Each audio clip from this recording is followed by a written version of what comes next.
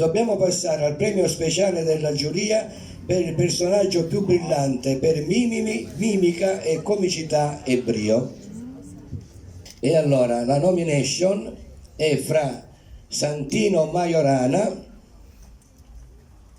e Natale Di Garbo.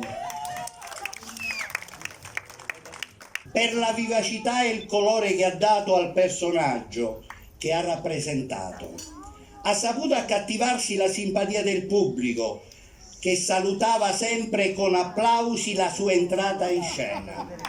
Una mimica facciale eccellente che ha dato brio e forza al personaggio interpretato. Per questi motivi vince.